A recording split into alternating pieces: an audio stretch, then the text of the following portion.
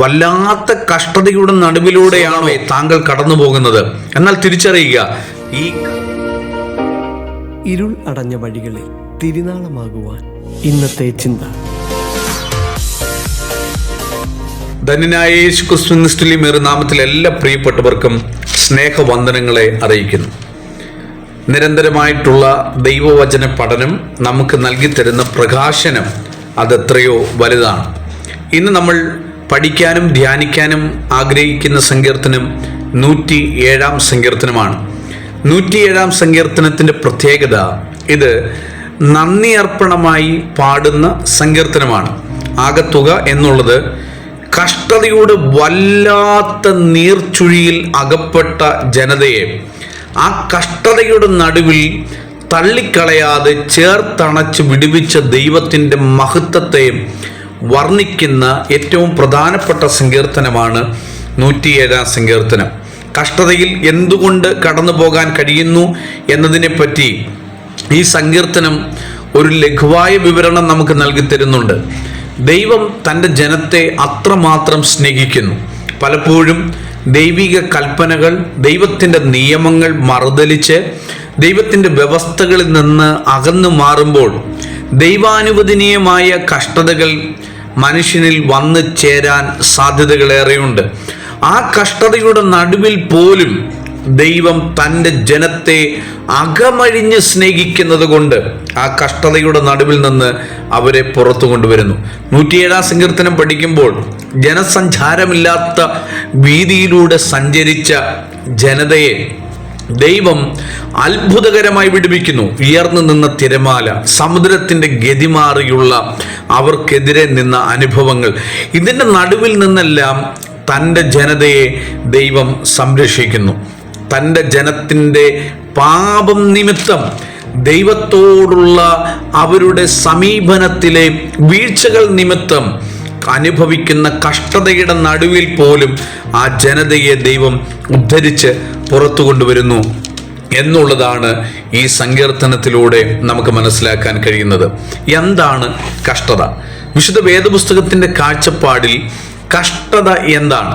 ഒരു ക്രിസ്തുഭക്തൻ്റെ വളർച്ചയുടെ വളമാണ് കഷ്ടത എന്നുള്ളത്. പുതിയ നിയമ വെളിച്ചത്തിൽ കഷ്ടതയെ എങ്ങനെയാണ് വ്യാഖ്യാനിക്കാൻ കഴിയുക? ഞാൻ 1, 2, 3 കാര്യങ്ങൾ വളരെ വേഗത്തിൽ പറയാം. ഒന്ന്, കഷ്ടത എന്നുള്ളത് 1 തെസ്സലോനിക്കർ 3:3 നാം വായിക്കുമ്പോൾ ഇതൊരു നിയമനമാണ്. കഷ്ടത എന്നത് ഒരു നിയമനമാണ്. ഇവിടെ ഏതെങ്കിലും ജോലി സാധ്യതകൾ ഉണ്ടെങ്കിൽ, ഏതെങ്കിലും ഉദ്യോഗത്തിൽ ആ ഉദ്യോഗസ്ഥനെ നിയമിക്കുന്നത് പോലെ ഇതൊരു നിയമനമാണ്. വല്ലാത്ത കഷ്ടതയുടെ നടുവിലൂടെയാണോ ശ്രോതാവെ താങ്കൾ കടന്നു പോകുന്നത്? എന്നാൽ തിരിച്ചറിയുക, ഈ കഷ്ടത താങ്കൾക്ക് വേണ്ടി ദൈവം ഒരുക്കിയിരിക്കുന്ന ഒരു നിയമനമാണ്.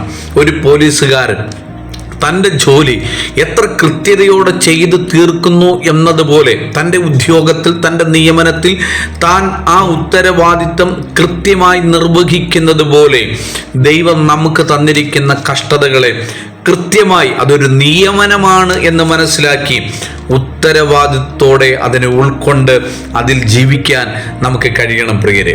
2, കഷ്ടത എന്നുള്ളത് ഫിലിപ്പിയർ 1:29 നാം വായിക്കുമ്പോൾ ഇതൊരു വരമാണ്. ഒന്നൊരു നിയമനമാണെങ്കിൽ രണ്ടാമത്തെ പ്രത്യേകത ഇതൊരു വരമാണ്. ഇന്ന് യേശുവിന് വലിയ വരങ്ങൾ ചെയ്യാൻ ഒത്തിരി പേർ ആഗ്രഹിക്കുന്നില്ലേ? വലിയ രോഗശാന്തികൾ, വീര്യപ്രവൃത്തിയുടെ ശുശ്രൂഷകൾ ചെയ്യാൻ ഭാഗമഴിഞ്ഞ ആഗ്രഹമുണ്ട്. എന്നാൽ തിരിച്ചറിയുക, കഷ്ടത എന്നുള്ളത് ഒരു മികച്ച വരമാണ്. പലർക്കും ഈ വലിയ വരങ്ങൾക്കാൾ അത്ഭുത രോഗശാന്തി അതുപോലെയുള്ള വരങ്ങൾ ചെയ്യാനാണ് ഇഷ്ടം. പക്ഷേ തിരിച്ചറിയുക, വല്ലാത്ത കഷ്ടതകളിലൂടെ താങ്കൾ കടന്നു പോകുന്നുണ്ടെങ്കിൽ, ക്രിസ്തുവിനെ അറിഞ്ഞിട്ട് ക്രിസ്തുവിനെ സേവിക്കാൻ ഇറങ്ങിയിട്ട് ഒത്തിരി കഷ്ടതയുടെ നടുവിലാണെങ്കിൽ മറ്റാർക്കും കൊടുക്കാത്ത മികച്ച ഒരു വരം ദൈവം താങ്കൾക്ക് തന്നിരിക്കുന്നു എന്നുള്ള ബോധ്യമുണ്ടാകട്ടെ. മൂന്നാമത്തെ കാര്യം ഞാൻ പറയാം. കഷ്ടത എന്നുള്ളത് 1 പത്രോസ് 2:20 ഇതൊരു മികച്ച മാതൃകയാണ്. യേശു ക്രിസ്തു നമുക്ക് വേണ്ടി നൽകി തന്ന മികച്ച മാതൃകയാണ് കഷ്ടത എന്നുള്ളത്. ക്രിസ്ത്യാനിയുടെ ജീവിതത്തിൻ്റെ ഏറ്റവും വലിയ കാതലായ ഭാഗവും ക്രിസ്തു സഹിച്ച കഷ്ടതയുടെ മഹത്വത്തിൽ നിന്നാണ്. പ്രിയരെ, ഇവിടെ യേശുവിൻ്റെ നല്ല വചനങ്ങൾ കേട്ട് പിൻപറ്റാൻ ഒത്തിരി ആൾക്കാരുണ്ട്. യേശുവിൻ്റെ മഹത് വചനങ്ങൾ പറഞ്ഞ് സഞ്ചരിക്കാൻ ഒത്തിരി പേരുണ്ട്. ഗാന്ധിജിക്ക് മത്തായി സുവിശേഷത്തിലെ ഗിരിപ്രഭാഷണം ഏറ്റവും പ്രിയപ്പെട്ടതായിരുന്നു. അതുപോലെ ജീവിക്കാൻ ഗാന്ധിജി ഒത്തിരി ആഗ്രഹിച്ചിരുന്നു.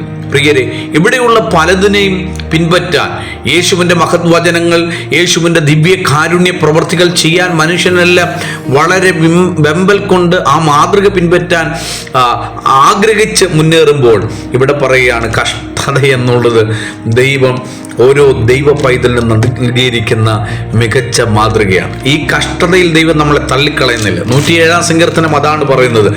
കഷ്ടതയിൽ കൈവിടുന്ന ദൈവമല്ല.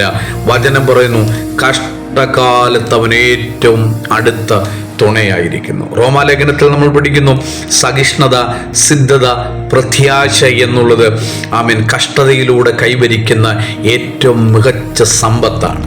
ആമേൻ യാക്കോബിന്റെ ലേഖനത്തിൽ കൃത്യമായി പറയുന്നു, വിശ്വാസത്തിന്റെ സ്ഥിരതയും കഷ്ടതയിലൂടെയാണ് ഒരു ദൈവ പൈതൽ കൈവരിക്കുന്നത്. പ്രിയരെ, ഈ കഷ്ടതകളിൽ നമ്മളെ തകർക്കുന്നവനല്ല ദൈവം, നമ്മളെ പണിതെടുക്കുന്നവനാണ്. ഈ വചനങ്ങളാൽ ദൈവം നമ്മളെ ഏവരെയും ധാരാളമായി അനുഗ്രഹിക്കുമാറാകട്ടെ. ആമേൻ.